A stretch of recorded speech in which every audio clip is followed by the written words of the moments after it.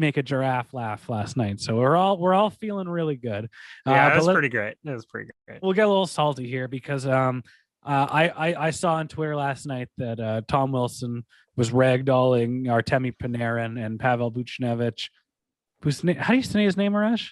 I say Buchnevich. Buchnevich, yeah. Two noted goons, two noted sandpaper guys that rival only Milan Lucic and the roughest, toughest players in the league that obviously Tom Wilson would need to, think of, to peacock in front of. But he does two really shitty things. He punches Buchnevich when he's laying down with his arms are basically at his side to try and he can't protect himself. Somebody will take a Zapruder approach saying that Wilson's stick was actually underneath him and he was trying to pull it up. That's not been an excuse, but that's an alternate way to look at things, and that's fine. Then he starts roughhousing with Artemi Panarin, which is the dumbest thing in the. Go ahead, a guy who's got like 5 suspensions under his belt is getting 7. He has 7 suspensions. Oh, sorry, in 8 years because he's only been in the league, but he's getting the benefit of the doubt. Well, he's a good hockey mind. He's really changed his ways. He's a good leader.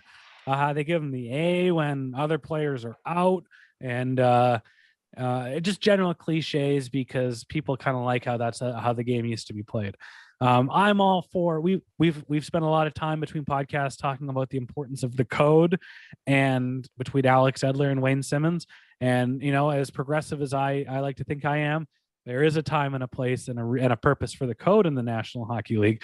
Whatever the fuck Tom Wilson did last night against the Rangers does not fall under the code, does not fall under the umbrella of the code. It's this stupid, shitty schoolyard bully bullshit that we saw in Boston 10 years ago. And all of a sudden, Zdeno Chara goes to Washington, and all of a sudden, everybody got a foot taller, everybody gained 50 pounds, and everybody thinks they're a lot tougher on that team. And I'm noticing a really crappy trend because for whatever reason, I was doing a deep dive a bit on the Capitals Instagram, and they are loving that they have the scariest guy in the league on their team, and they're making posts about like Zdeno Chara is terrifying, and I wouldn't want to mess with them. Then you see a video of Chara and Tom Wilson basically pushing around Pajot on the Islanders and he's like 5'8", and these two goons are pushing him around like they're in front of the lockers in high school, and I'm like, you're romanticizing this as to your fan base. Like, what the fuck are you doing? I didn't look at the Capital social media except for that one post that I'm sure we've all seen go around. That is one of the worst fucking violence button. Like, that's not funny. No. And I don't like what I'm seeing. And I mean, everybody talks about what a great guy Tom Wilson is and what a great guy Zdeno Chara is. But I mean, we've seen this before, and I don't like it. And I'm all for fighting and for hard hitting hockey and respecting players and honoring the code. But the code is there, and in that mindset, figure it's here and it's out in the ether, so that stars like Artemi Panarin don't get attacked by some shit heel. I'm really glad that the Rangers spoke out and put out a statement in response to what happened last night, and the lack of suspension and George Peros. Is this the babyface turn of James Nolan? Is James Nolan did he go and he's like playing soft jazz, making terrible decisions, but he looked at this and he's like, we need to write and end George Peros' career now? I mean, I'm not that Rangers owner has done a lot of less than desirable things in the last year or so. I commend him for this. I commend him for having the guts, and the Rangers to have the guts and in the power that they wield to say what we're all thinking. Yeah. Because I get it. The argument on the other side is that there's nothing in the rule books that this is a suspendable play, and that's fine. But then you say, well, we got to do something, so we got to fine this guy $5,000. It's just asinine. There needs to be an amendment to player safety rules and regulations and what can be suspendable. And Ray Ferraro, I love the man to death, not only because he agreed to talk to us, an illustrious Pucksnet former guest, but because he's a smart player, former player that understands from both sides and gets it. He basically summed it up so well. If Panarin's head hit the ice without a helmet on and anything but what happened, that isn't a $5,000 suspension.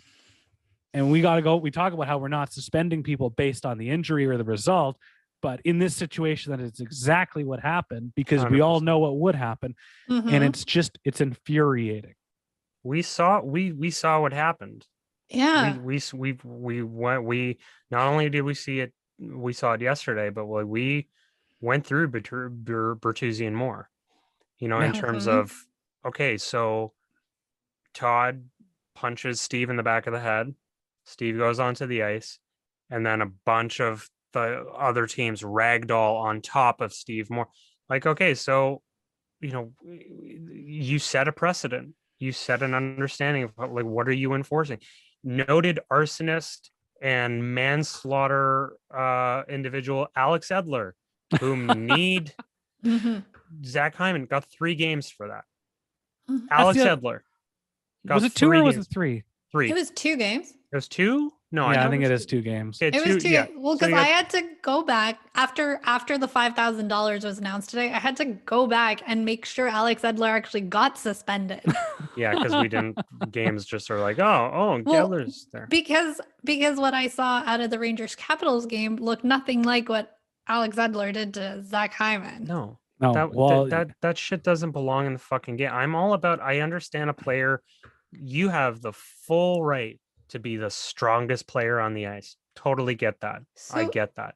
Again, can we go back to the fact that when that the knee happened with Hyman in the Canucks Leafs game, they had to go back to the World Championships in 1997 or something to find Alex Edler doing something out of line. Yeah. Whereas this guy who's only been in the league for 8 years has essentially a suspension, and not just a game suspension. This is a guy who had a 20-game suspension and then appealed and got 14. Those are substantial suspensions. Yeah, he's got a rap sheet. It's insane. Which tells me that he's not the most well-intentioned player. No, they like you said it. Yeah, Tom Wilson's not the most. They're not. But the Alex Edler thing, they had to pull off a Canucks fucking going and looking at Pavel Bure's played games papers to make sure he's eligible to be drafted bullshit to justify. They're like, oh yeah, he did this. He played 2 games that were undocumented. Everything's in Russian. But if you see here, translated and it's timestamped by an official, wink, wink, nudge, nudge.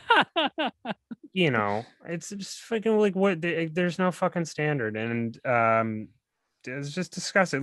Just Buchnevich is face down on the ice, shoulders.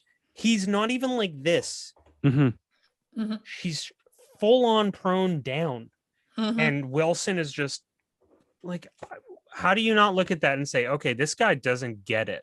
You have the full right to be the strongest person on the ice, but being the strongest person on the ice does not give you carte blanche to do whatever the fuck you want just because you're that person.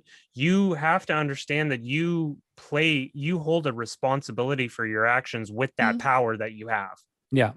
Yeah. Simple as that. And if you can't, don't have to. Yeah. And if you can't hold yourself responsible, then that power goes to waste as a player. Because you're not going to be able to. You shouldn't be able to play. You should be suspended 20 fucking times. Yeah, and you shouldn't play, and you shouldn't endanger other Artemi Panarin's fucking career and Pavel Buchnevich's fucking career. And you look at there's even crazier incidents with the refs where the Capitals are playing the Islanders. And Tom Wilson gets into a fight with what's his name, Ross Johnston of the Islanders. He had tough guy, one of the last remaining enforcer guys. The refs, they're fighting, and the refs come and just help Wilson out. Yeah, no. If what do you want to be? You're literally creating a system and an environment where you're encouraging this shit to happen. Yeah, you're encouraging other teams to get their vengeance, and and fight fire with fire. And they're like, oh, well, actually, that's too much fire for our little pyro boy here. He needs to fight somebody like Sam Gagne, maybe. Yeah. That'll teach him a lesson. That'll teach him a lesson. He'll learn his lesson. I don't like to give Larry Brooks any cred, and I don't plan to, but he summed it up very well. And Gita, you just said it. He's got a rap sheet. He's got 8 suspensions. He always gets suspended.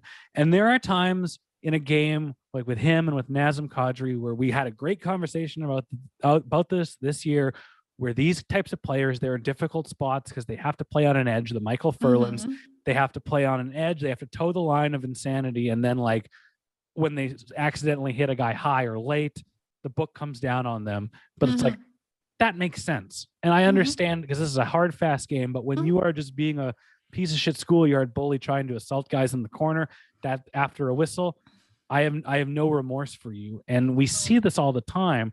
And Larry Brooks summed it up very well. He's like, I am once again reminded that the only player in NHL history sentenced to anger management was Sean Avery. And that was for telling a tasteless joke in the locker room at a morning skate. And they basically took like, how's that anger? That's maturity. And they sent in the dumbest PR move. If you read Sean Avery's book Offside, it's pretty good. It's kind of written like an 11th grade English project, but for the most part, he tells some good stories. He basically says they send him there as a PR move. They put him in a rehab clinic when he's not, and they send him to anger management for 30 days and take him off sugar and do all this shit and give him, counseling as just like, well, we got to do something. It's amazing that they do that to protect themselves because of what he said about Dion Phaneuf and Alicia Cuthbert. But now when this bullshit's happening, there's no NHL going, well, we got to do we got to do something. No, it's mental health week, and there's probably, if you play a sport at this level and this competitive level with this much aggression, counseling is a good thing and it should be offered. Yeah. And legitimate work and effort and working on yourself, and not just a bunch of hockey reporters going, oh, Tom Wilson had a daughter now. That's really changed his outlook on and off the ice. And he's a changed man now. Oh, and he just put another New York Ranger through the glass. Like, serious stuff needs to be done here. And this isn't the game is too violent or the game is too hard, but this is just it's stupid and it's shitty, and the league bungled this unbelievably. You know what I think, and just looking at it, I think there's going to come a time when the gatekeepers of the old NHL, especially the people that are currently in the NHL and fans, that those people are no longer going to be the primary money spending, revenue driving people that they are, for the league. And with this new crop of individual or fans that are coming into, their adult years where, they have expendable income, they want to spend money on the product. And then they determine that this way of playing and this shit that's going on is not the thing they want to see and not the thing they want to spend money on.